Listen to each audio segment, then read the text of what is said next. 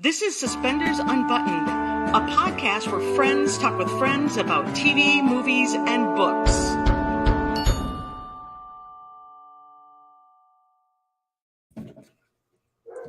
Hi, everybody. Welcome to Suspenders Unbuttoned podcast. My name is Sarah. And I'm Julie, and we're excited to have Sadie Laflamme-Snow with us today on the podcast. Hi, thanks for having me. Welcome, Sadie. Thanks for being here. Congratulations on the success of The Way Home and being picked up for a second season. That's so exciting. Yeah, we're really excited. I had no idea how long it was going to be until we were allowed to tell people. So it's just great that we were able to announce it yesterday, and the response has been so lovely. So it's awesome. Thank you. Yeah, that's great. We're excited. We're excited to have you on the podcast, but we are also fans of the show. So it's been so fun to watch the show literally unfold every week. There's always something new every week. Yeah. Well, thanks for watching. It's really fun to talk to people who are like into all the secrets and stuff. The secrets. For me, I love the whole 1999 aspect because, that's when I graduated high school. So it feels so, it doesn't feel like that long ago, but it really is. It's kind of fun to see the flashbacks and all the stuff that I was doing at that age. Totally. Yeah. It's really good. So you play Alice. Yes. What can you tell us about your character? Alice, when you first meet her, I know we're over halfway into the season now, but when you first meet her, you're like, this girl, she's like really hard to get to know. She's kind of closed off. She's pretty hard on her parents. But she's going through a lot with her parents separating and moving to a small town to live with her grandmother who she doesn't know.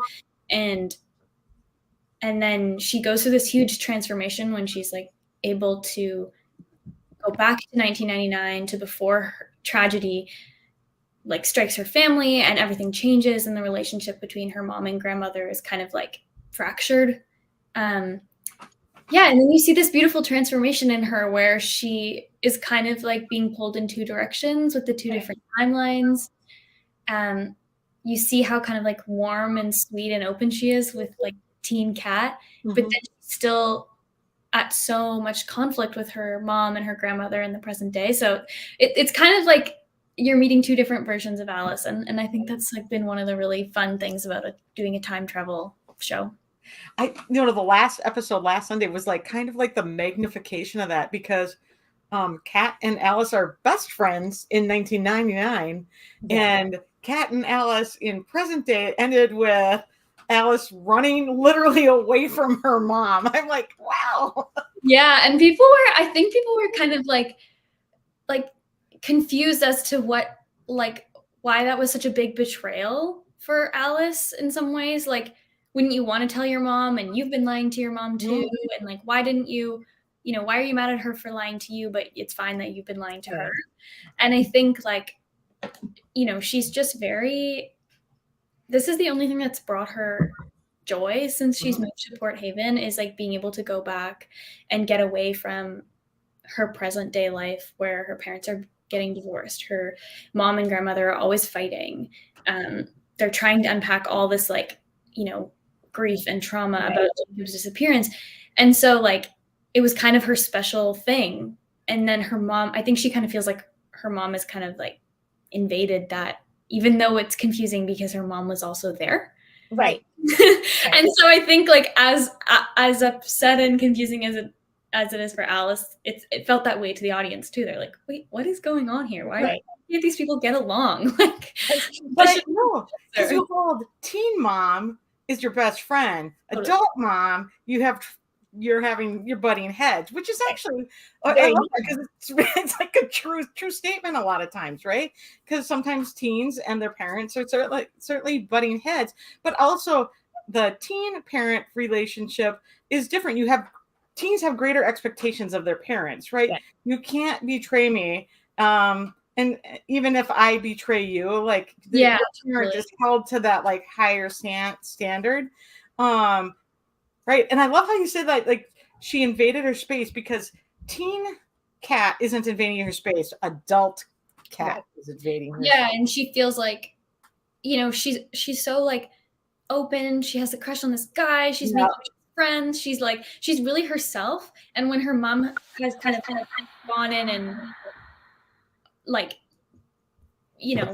invaded that, she's like, okay, that was supposed to be my thing that makes me happy. What are you doing here? Yeah. And I think what you said, like, there's this line that Kat says, I think it's in episode 4, where she says, she's talking to Elliot and she's like, he's like, calm down, Alice loves you. And she's like, oh, well, she loves me in the past, but in the present, I continue to be this like massive disappointment to her. And I think that's kind of like, where the complication in the relationship is, that like Alice can't deal with how much she loves her mom as a teen and how much she can't stand her mom in the present. Right. Well, and she doesn't like the situations too, but I it's like, I love that, like, kind of like real life is woven into the storyline, like where we're at as teens and all the baggage we carry as adults. We pick up baggage along the way, but it can be beautiful baggage too. And so you can start to feel like everything is starting to like really mix right now. But some of that is maybe some of this beautiful baggage will start to unpack a little bit too. Yeah, I think so. Yeah, you need that depth to make the storytelling compelling, right? Without those conflicts, you don't have compelling storytelling. And there's conflicts and there's compelling storytelling, and there's still missing people. Yeah, it's just so many layers. And I think that's what makes it so enjoyable as a viewer to watch, because it's not just the mystery of it or the time travel, but like even just the simplicity of the relationships. There's just so many layers that you can't, when we watch Hallmark, you can figure out everything in the first, 2 minutes. But this show is kind of giving us that. We don't know what's going to happen. Like pick through it and like discuss it and try to figure it out. And beautiful layers. We really are enjoying the storytelling. Thank you. Yeah, I think it's kind of I think it's challenging viewers and welcoming new audiences that aren't necessarily like longtime Hallmark fans. Right. I think pushing the non-Hallmark viewer and the regular Hallmark viewer like closer to each other in a good way, and like kind of getting that, like bridging that gap a little bit, which is neat. Like it still has all the like the nostalgia and the family themes, and like the relationships are really at the core of everything. But I think like the mystery and the kind of emotional intensity of the relationships and stuff like that, and really just the essence of like the tragedy that happened to their family with like, the little boy having gone missing, and like Dell losing her husband all at the same time. Like that's gonna push. That's a bit of a push, I think, for work. And I think it's really, really cool and exciting. And people seem to be responding. So I'm really enjoying that. It's those stories that they're giving. So the brother has been missing and nobody really knows where he is. And so like last week, like your character literally walked him back home. And I think that was part of the end, is you like, I put him in the house and then he's not there. Yeah, it's kind of a crazy ending. And I think that people like, time travel is a pretty well explored theme. In literature theme, and movies, right. Yeah, and so I think people are like, I love hearing people's like, oh, Kat, don't bring him into the house. You're going to delete your daughter from the timeline, or like all these things, that there's kind of these existing ideas about time travel. And our show creators, Marley and Heather and Alex, really were so thorough in like what the time travel rules are. Right. Like, keeps telling us, okay, so what's happened has always happened. So Jacob has gone missing. He will, he's always gone missing. It's always happened. And you have always been there, and Alice has always been there. And so it's really hard for Kat to deal with that, I think, when she takes Jacob back into the house. And he arrives home and his name is he's still listed as dead in the almanac. And so, I mean, the amount of disappointment for her is really intense. And I think like, but neither of them are, I don't think either of them are the type to give up in terms of like wanting to get to the bottom of it, and I don't think like the fans of The Way Home are that type either. So so I think we have that to look forward to. It doesn't the conversation about Jacob and what happened and why Kat's intervention didn't change things in 2023 is still very much the conversation. I love that you said that the writers are writing within the construct of time travel, because there's some very classic literature and movie things that make a foundation that we all live on for time travel, right? There's series, Doctor Who, there are books, historical all the way up to modern, but some have really stepped the way along there. And then even just not that contemporary anymore, but contemporary movies, Back to the Future, certainly. Right. There's Doc Brown rules. You can't break the Doc Brown rules, right? Mm-hmm. And so, so just that they recognize that that's the foundation that it's like the fantasy world always is kind of needs to be on J.R. Tolkien's foundation a little bit for like the Lord of the Rings, right? So like these time travels have bits and pieces that have written the rules along the way. So I kind of love that, because in the group discussions, that's what everyone's talking about. Could this be this? Yeah. Can we go here? Or why haven't they tried this? Or like, if they try this, what will happen? And I think even just like in that first, or I think it's the second episode, Heather Conkley's a genius. Heartland is a fantastic show. So yes, Heather is a genius. Mm-hmm. But in that, I think it's the second episode, Alice tries to go back and she's going under the water and popping up, and she's going under and she's popping up, and she can't get back. And so I think we also like, there's this other character in the show, which is the pond, that kind of it has an opinion, I guess you could say, but when you go back and where you go. And she's constantly like disappointing her mom too, like being gone for like a month and coming back and being like, sorry, I was like making up some lie. And so there's kind of these things that like are still to be discovered for Alice, for Elliot, and I guess, and now for Kat. And then on top of that for everyone watching, like which direction can we time travel?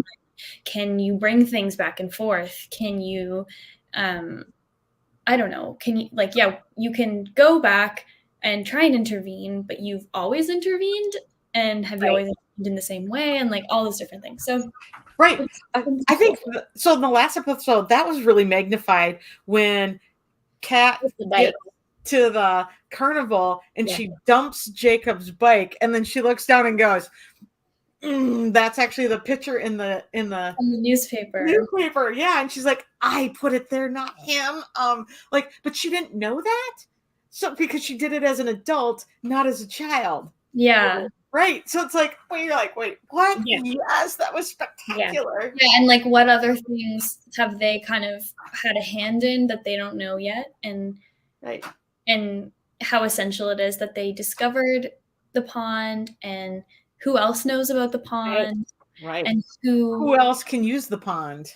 And I think that the exciting thing about getting this announcement about season 2 is like, I think, I have a sense of everything that happened in season 1, but the rules of the pond that are yet to be discovered are what makes me have absolutely no idea what's in store for season 2, in a good way, in a way that's very exciting, because I think even as I went and got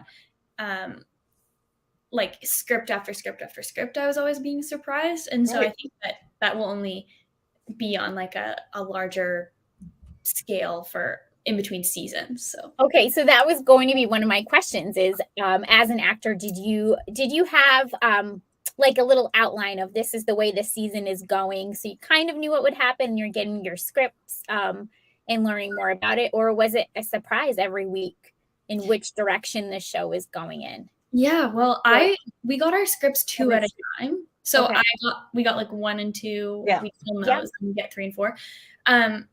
And so I had no idea the trajectory of the season, and it was kind of great because I think you have to, like, for example, with episode 5, I'm like, the carnival is this weekend, I have to go back. And Elliot's like, what happened will always happen. You can't like don't get your hopes up, kind of thing. And I'm like, no, like, I don't care what you say, I'm going back.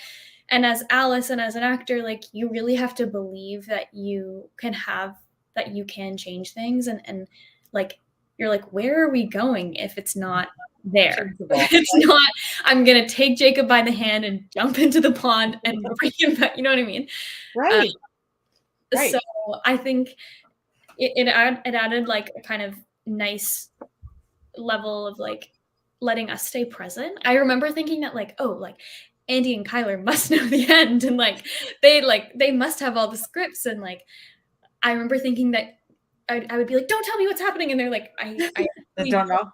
No. I was like, don't spoil anything, and they're like, I haven't read any further than you. Like, so that would be kind of funny, but then I realized like we were all actually on the same page, and they weren't trying to like, you know, hide something from me. Okay, so the cast is spectacular. Had you worked with any of the cast members prior to this? I have been on the same show as Jefferson. Mm-hmm, yep. But we have never crossed paths, actually. Okay. It's a series called Slasher, and season 5 is coming out on April 6th. And it's a horror anthology series. He's worked on it a bunch of times. Yeah. This is my first season. I can't say what I'm doing with it or anything like that, but he was in some of the season in a storyline that I have no kind of interaction with, but it was just funny because, like, you know, the crew from that show was like, oh, you're working with Jefferson, like, tell him I say hi, blah, blah, blah. So he ended up being someone I've worked with before, but I'll get to see his work in that show really soon. So that's fun. And where can people watch that? That's on Shudder, which is also, I think you can find it on Prime TV. Okay. Is that what it's called? Yes, Prime Video. Prime, so that'll be on there. But other than that, no, everyone else is new to me, and it's been really, really great. We've gotten to know each other really well, and we love each other a lot, and some iconic women. Totally. Right. The casting has been spectacular, and it's just so fun to watch those dynamics play out with such a strong cast. It's been very fun. So the pond is a character, but there's a smaller character also that kind of keeps weaving through. And I saw pictures for this Sunday's show, promo pictures come up, and it's the guitar. See the guitar. You are playing the guitar in one of the promo pictures for this Sunday's show. The guitar is fun because Jefferson plays the guitar also, right? And then, but it becomes Alice's guitar, right? Yeah. So it's like a connection from the past to the present. Okay, there is so much busyness on the front of the guitar. I love that it's been like drawn all over, right? Yeah. So it's hard to see exactly what's on there. Like, is there anything cool about the guitar that you can tell us? Actually, what I can say is that we'll get a little bit more on the background and like those kinds of designs and stuff this episode. In this episode, and it kind of bridges the gap between the conversations that Alice and Del have at the beginning, where Del is like, oh, Colton used to play the guitar and his family loved music, and then kind of where the guitar ended up now, and just connects Colton and Del even a little bit more. So we'll see that in episode 7. And part of going back to the past has meant that Alice has become less bitter about her musical abilities, because I think, you know, we see her at the beginning and she's kind of like obviously going through a lot, and then she kind of gives up music when she moves to Port Haven. She's kind of like, I don't know, this is something I used to do, and it's pretty vulnerable to like sing for people. It's something that brings her mom and dad a lot of joy, and she's like constantly out to make them miserable at this point in her life. So she kind of is just like, no, that was past me. That was like Minneapolis Alice. I don't do that anymore. But as she has a relationship with her grandfather in the past, I think it's hard to kind of like not let that change who she is in the present. And so she starts to have to let that part of herself back into her life. And I think it makes Del really happy, because she's missed that in her home, because she lost kind of musical warm feeling around the house when Colton passed away. And so, yeah, it's really sweet. It's a nice way for them to connect too, because you can just see how much Adele misses that in her life. Was that part of the piece that you needed to have as an actress, the singing and playing, or? Yeah. It was it was in like, I think, the description of the character, and then like once I did the scenes and I started getting closer to like doing more and more callbacks and whatnot, then they asked for videos of me playing and singing and stuff. And so I've played the guitar like really, really long time, since I was like 9 or 10 or something, but I kind of stopped playing it like when I went to theater school, when I went to university. So like I just like haven't done it in a really long time. So when they were like, "Can you play the guitar?" I was like, "Yeah, yes I can." Yeah. So, but you busted it back out and great, and your voice is beautiful. So the first time we see a little bit at the beginning singing, right? And then there's the back in 1999 at the fire, and I love the way that song was done. It was the right time, but you gave it a bit of a contemporary, like it's very contemporary to do a little bit of a folk version of a pop song. And so that was like super fun. That was, did you have fun getting to do that song? Yeah, it was really fun. It was, it's pretty like nerve-wracking to cover Britney. Yeah. I don't know what you're talking about. It's a pretty iconic song. Real iconic. For that reason, it was really nice that they kind of wanted to go in that more like sentimental direction. And I think it's true to Alice. She's pretty like, she's like, oh, I don't want to like, you know, I don't know what to play. Like she's not gonna be like go crazy and like shredding the guitar in front of her, you know what I mean? So it was kind of like right for the moment that, and you know, she's making that little like nod to her mom's favorite song, because they had just listened to it together when they were getting ready for the party. And I thought that was kind of like, you know, just a cute way to like make that connection. Right. And then on top of that, it's that she knows this song really well, because to her it's been around her whole life. But it's been around for like, you know, a month or 2 months or so. So it's like really exciting to them. But Alice kind of like knows in herself. She's like, oh, like I'm not just kind of like, I don't know, pulling. No, I thought it was like the perfect nod to the present and the past. Like it was like bridged that gap so well. It's like, this is a song she's played many times. It's in her wheelhouse, and she's probably been doing it since she started playing guitar. And yet here it's brand new. It's literally just released on the whole like gotta record thing. Oh gosh, it's like totally remember doing that. Yeah. The amount of tapes in my basement right now is just ridiculous. So I'm the same person with albums on the back here. So you know, it was just fantastic. But then you did it as something that was just like very, very comfortable for you, because you had been doing it for a long time, but it was brand new for them. Yeah. And so they were just like, you know, and of course you're trying to get the boy then, and he's like, wait a minute, this is so cool, right? Yeah, so the writing and the timing of like a lot of that music piece and how that bridges the two timelines is like, it's been very good. It's been very fun to watch, right? Thank you. Yeah, it's been fun to do as well. So fun. So I want to bring it back to the pond really quick. Tell us how you film the underwater stuff.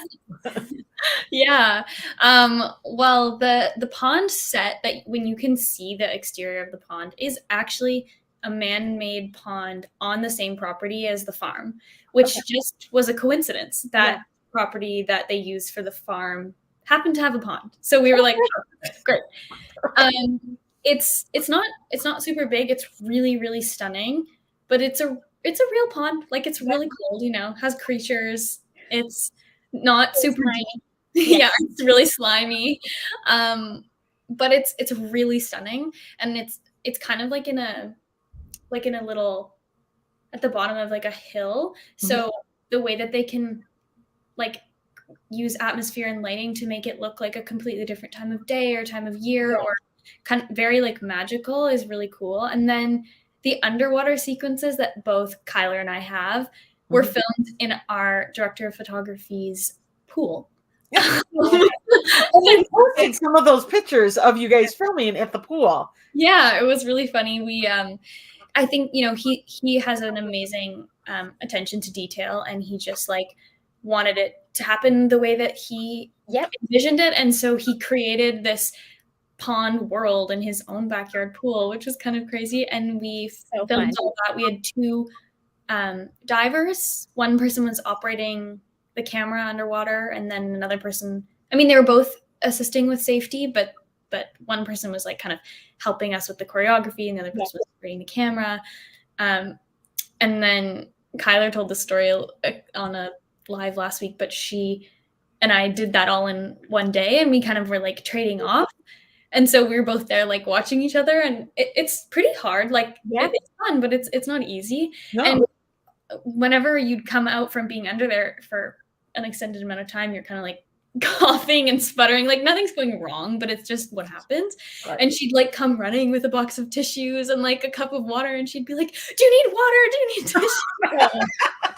So I like to think of her as the other, you know, safety personnel on the your stepmom and your she was very and Alice's mom. Yeah. Really taking care of me during those shoots, and she's a pro. She's really, really great with the stunt stuff and with everything. But in particular, just like always looking out for me in those kinds of more like challenging scenes, making sure that you know, that someone's making sure that I know what's going on, and that I feel like good and ready to do the scene and the job, and that everything's like, you know, going well. So it's really awesome. As an actor, I feel like this show would be so much fun because there's so many like unique things to do in the show. So many opportunities to do things that nobody else maybe really hasn't done, right? Yeah, and a lot of like bucket list or like first times of like certain film things that you might get to experience or maybe not. Like I think you could probably go your whole career with never shooting a scene underwater, but so that was really cool. Or like the music thing too. That's my first time I've ever sung on camera. So it was really nice to do that. And there's tons of elements that were really unique.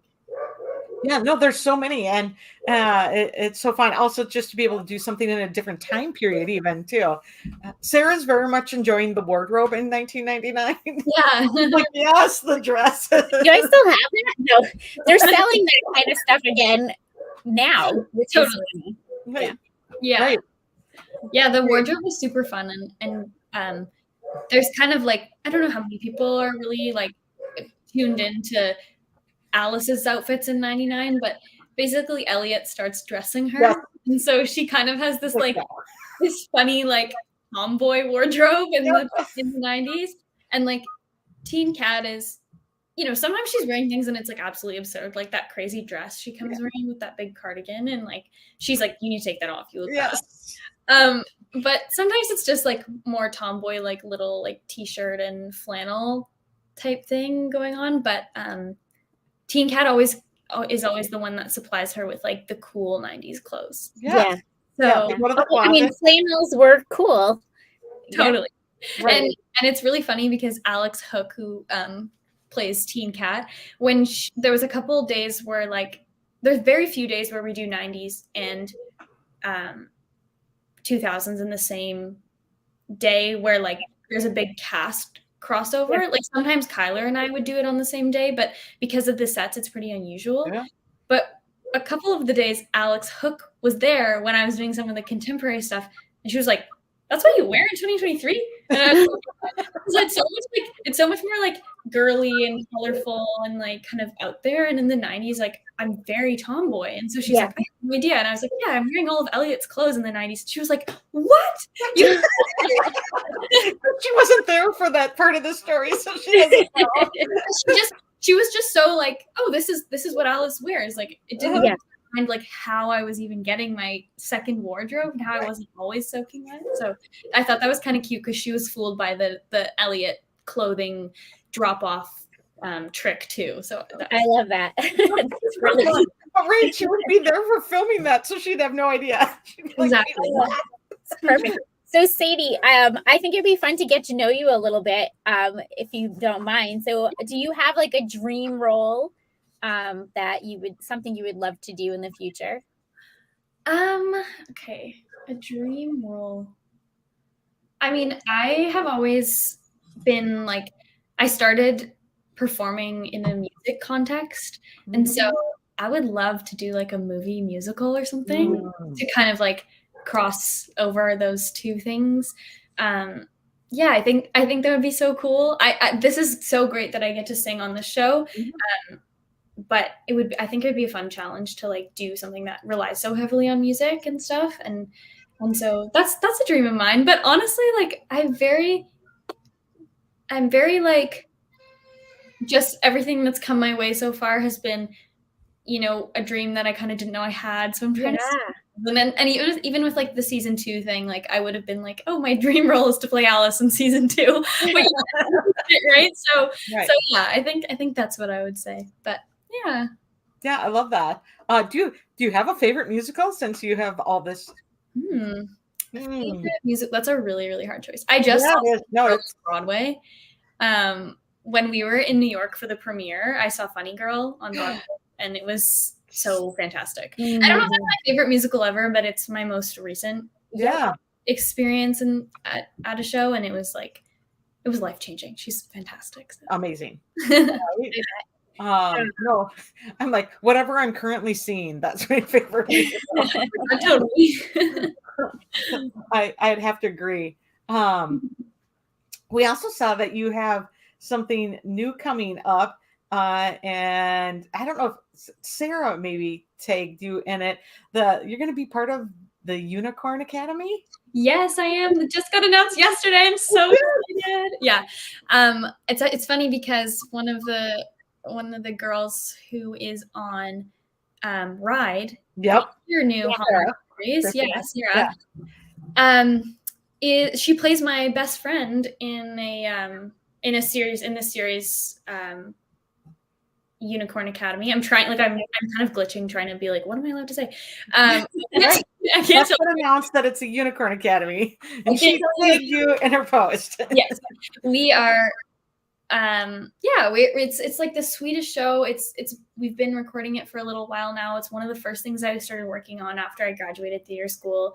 The cast is so amazing and so sweet, and there's also music in that, and it's obviously for a very different audience, but I'm really looking forward to that coming out, and it's going to be really sweet. Well, and with the announcement, so it's based off of a children's book series, which is big. So the Unicorn Academy, and with the announcement also came that film, series, games, toys, video games. Like, it's gonna be a deal.